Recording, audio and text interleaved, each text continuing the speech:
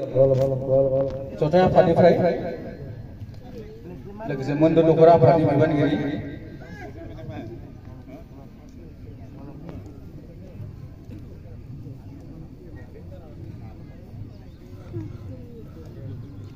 देरसिनफोरनो मान बावनाय बेखौ मावफुंनो आं खावलायबाय।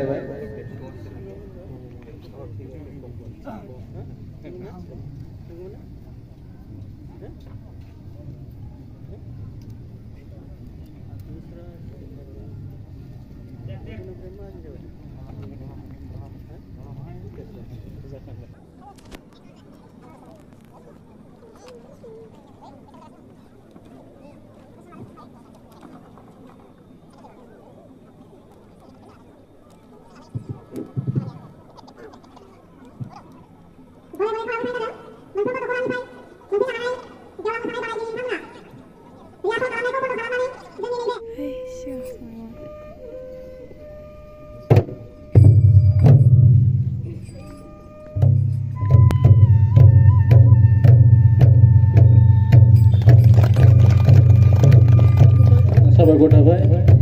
मानगोनां दुलाराय बर' फरायसा आफादनि मानगोनां आफादगिरि दिपेन बर' सारा आफादाव थिखानाय बायदि हांख्रायनाय लेखा बिथाङा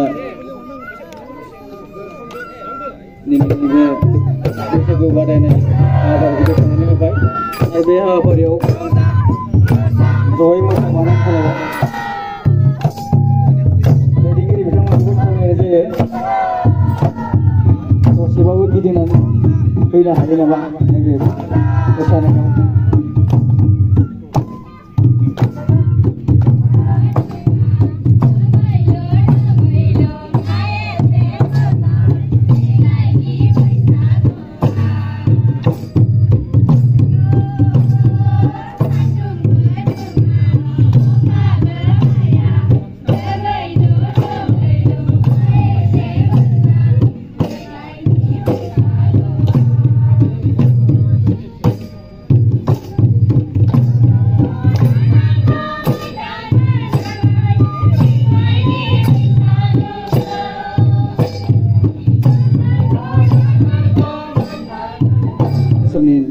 दुलाराय बर' फरायसा आफादनि लोगो आफादगिरि मानगोनां रमिय पि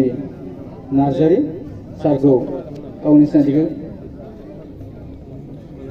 होनो खावलायबाय लोगोसे बैसागु फालिजों बरायना लानो खावलायबाय।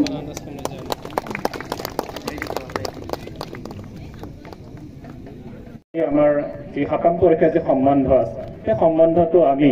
কিবা কাৰণত যদি আগতে কিবা এটা ভুলৰ কাৰণে কিবা এটা গাফিলতিৰ কাৰণে যদি সেইটো যদি এৰাই আমি চলিছিলো কিন্তু এই ৰঙালী বিহু বা ৰঙালী বৈশাখৰ যোগেদি আমি পুনৰাই সেই ভাতৃত্ববোধ সেই সমন্বয় আৰু সেই যিখিনি এনাজৰি সেইটো কটকটীয়া কৰাৰ কাৰণে এটা আমি ভাল এটা সুযোগ আমি গ্ৰহণ কৰো আৰু সেইটো ৰঙালী বিহু বা আমাৰ ৰঙালী বৈশাখে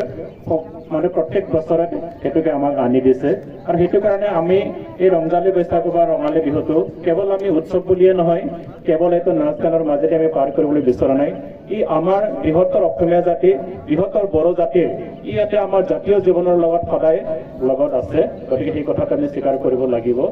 जियानो जा आं बेयाव मोनथामसोल' बाथ्रा बुंनो लुबैदों रंजालि बैसागुजों लोब्बा एक नम्बरानो जाबाय सेन्स अफ रेसपन्सिबिलिटि रंजालि बैसागुआ जोंखौ बेखौ जोंखौ गोसोखांहोदों जे जोङो जिब श्रेष्ठ हिसाबै सुबुं माहारिनि जोङो सुबुङानो जों बयनिख्रुइबो जिबनि जुनारफोरनि श्रेष्ठ होननानै लायो जों गावखौनो सुप्रिम होननानै लायो आरो बे हिसाबै जोंनि जि बिबान बे बिबानखौ जों रुजुननो हानांगोन आरो रंजालि बैसागुआ जोंखौ बेखौ गोसोखांहोदों खेबसेबाबो सिगांनि गोरोन्थिफोरखौ बावनानै जोङो गिदिरफोरखौ मान होयो सिबियो दिनैबो आं नुदों बेयाव जोंनि उन्दै उन्दैफ्रा जों हांख्रायना लाबोदों माखासे गिदिर गिदिर गेदेमा सुबुं बिथांमोनखौ दिनै मान मावनायनि सम जाबाय आरो आबाद मावनानै जि फसल मोनगोन बे फसलखौ लाबोनानै जों न'खराव बेखौ बाख्रियाव जमा खालामगोन बेजोंनो जोंनि न'खर खुंगोन जोंनि लिभलिहुड जोंनि जीवन धारणनि जि प्रसेस जों बेखौ बेजों लांगोन जों बेखौ दिनै खेबसे गोसोखांहोदों दा रंजालि बैसागुखौल' जों फालिबाय थाबा जानाय नङा मोसाबाय थाबाल' जानाय नङा जोंनि खामानिखौबो जों मावनो हानांगोन खामानिखौ मावाबा रांखान्थिखौ जों हमथाना लाखिनो हायाबा जों जेबोआनो जानाय नङा आरो दिनै रंजालि बैसागुखौ फालिनो थाखायबो मागो दमासिखौ फालिनो थाखायबो जोङो दिनै रां रासिनांगौ थाखा फैसा गैयाबा नोंथाङा मालाबाबो रंजालि बैसागुआव रंजानो हानाय नङा आसला जाबाय नोंनि बाख्रियाव माइबो थानांगोन धोन थानांगोन नोंथांनाव बेंक बेलेन्सबो थानांगोन गथ'खौ मोजां फोरोंनो हानांगोन धोरोम मोजाङै सिबिनो हानांगोन बिनि उनावसो नोंथाङा रंजानो हागोन आदारवाइज रंजानो हानाय नङा रावबो मोखां सोम जानानै पकेट खालि पकेटजों रावबो रंजानो हाया दा गतिके दिनैनि दिनाव रंजालि बैसागुआ जोंखौ बेखौनो गोसोखांहोदों बारदै सिख्ला अखा हादैया जोंखौ बेखौनो गोसोखांहोदों जोंहा दिनै खामानि मावनायनि सम जाबाय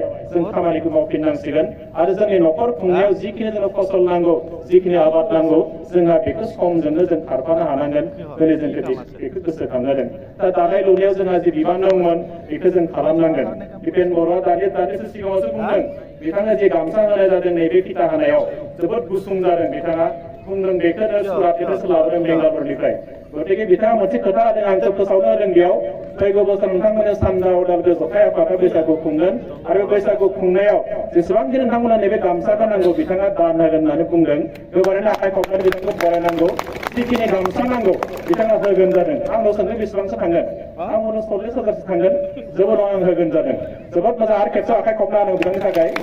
जों बे दानाय लुनाय गासैबो थिग खालामनांगोन दा बेयाव बिराद गोबां बेयाव बर' आइजोफोर फैदों बयबो दख'ना गानना फैजोबदों बयबो मोजां मोजां फास्रा जोमदों नङा होमबा आं सोंनोसो लुबैदों सोर आइजोआ गाव दानाय दख'ना गानबोदों आखाइखौ ओरै थिखांनाय खनसेखौसो नायनि सासेबो गैया नङा होमबा साफा सानै थागोन नङा होमबा दा होमबा बे दख'नाफ्रा जों दानायाल' नङा गासै बेंगलनिफ्राय फैनाय सुरातनिफ्राय फैनाय बेबादिबा जानाय नङा मेसिनाव दानाय बिदिबा जानाय नङा बा क'क्राझारनिफ्राय फैबा जानाय नङा जों उदालगुरिनि आइजोफोरखौ दानो रोंगौ खिन्थु जों दानो दिनै बाथ'दों हाबा जानाय नङा हाबा हारिमुवा दिनै बेसो जोंनि नैबे गामसाफ्रा दिनै बेसेबां दाम लायो 100 लानो हागौ 150 लानो हागौ खिन्थु जोंनि आइजोआबोथ' बेखौ दानो रोंगौ जों खिन्थु दालिया दा आंनि बुंनाया बेनो आं दिनै खावलायनो लुबैनाया जों नैबे बैसागोजों लोगो लोगो गासिबो जिनिसखौ जों लांफानो हानांगोन आं नैबे सानजा उदालगुरि जथाय आफादखौ खावलायनो सानदों फैगौ बोसोरनिफ्राय नोंथांमोना गोबां इभेन्ट बेयाव लायो फुटबल बिथांमोना भलिबलखौथ' लाखायो डिबेटफोरखौ बेयाव लायो बेजों लोगोसे जोङो बेयाव हयथ' दिरुं बोनायफोरबो लायो खिन्थु आङो खावलायदों फैगौ बारनिफ्राय नोंथांमोना जि दानायनि कम्पिटिसन लानांगौ बेयाव 6टा 7टा तार होनांगौ 1 घन्टा सम होनांगौ 1 घन्टायाव सोर आइजोआ बेसेबां गोलाव गामसा दानो हायो जाय साबसिन दागोन गोलावसिन दागोन बेनो बान्थाखौ होबानो जाबाय नांगौबा बेनो फार्स्ट प्राइजखौ आंनो होगोन आं बेखौ बुंना दोनबाय दङ दा आं बेखौनो खावलायनो बेखौ लानांगौ 2 नम्बर ना गुरनायनि कम्पिटिसन लानो हायो जोंहा बेखौबो लांफानो हायो फिथा हमनायनि कम्पिटिसन लानो हायो जोंनिया गोबां आइजोफ्रा फिथा दखान होयो उदालगुरियावबो फानो फिथा खिन्थु फिक्स जाना फैगोन न'आव आङो दिनै 30टाल' फिथा फानगोन बेनि बारा बिबाथाय रायजागोनसो नों फिक्स आरो फिथाया 100टाबो सेल जायो खिन्थु 100टा फाना बियो 30टा फानगोन 50टाल' फानगोन बिदिजों जानाय नङा फिथा हमनायनिबो कम्पिटिसन लानांगौ आं बेखौ खावलायदों बेखौ नोंथाङा मा धरननि फिथा हमनो हायो दिनै बेफोरखौ जों लांफानांगोन आरो बेजोंसो जोंनि बर'नि हारिमुखौ जों लाखिनो हागोन आं बेखौनो खावलायबाय बे हाबा हारिमुखौ जों फोथांना लाखिनो हानांगोन आरो बैसागु फालिनाया होनबासो बयनिख्रुइ मिनिंफुल जागोन ओंथि गोनां जागोन आं बेखिनि बाथ्राखौल' बुंदेरबाय माखासे बाथ्राफोरखौ जों सावरायबायनो थायो जोंनि उन्दै उन्दै गथ'फोरखौ जोङो मोजाङै लेखा फोरोंनांगोन गिदिर गोलाव खालामनांगोन मानसि गिदिर खालामनांगोन आरो बिथांमोनजोंसो जोंनि ओनसोलफ्रा मोनसे समाज सिनायथि मोनगोन आरो हारियाबो रोखा जागोन आदारवाइज जोङो जेसेबां बैसागु खालामा मानो जेसेबां रंजाया मानो जातियाव जुदि लेखा गोरों गैयाबा जातियाव जुदि जोंहा दैदेनगिरि मोनाबा जातियाव जोङो सुबुं सोरजिनो हायाबा जों मालाबाबो बिराद गोलाव सम जों थांनो हानाय नङा मालाय जों अराय सम जों बेयो मा जागोन नेवसि जागोन अराय सम जोङो थगाय जागोन अराय सम जोङो मालायजों मा जागोन जोङो डिप्राइभ खालामजागोन जों बेखौ नुहुरगासिनो दङ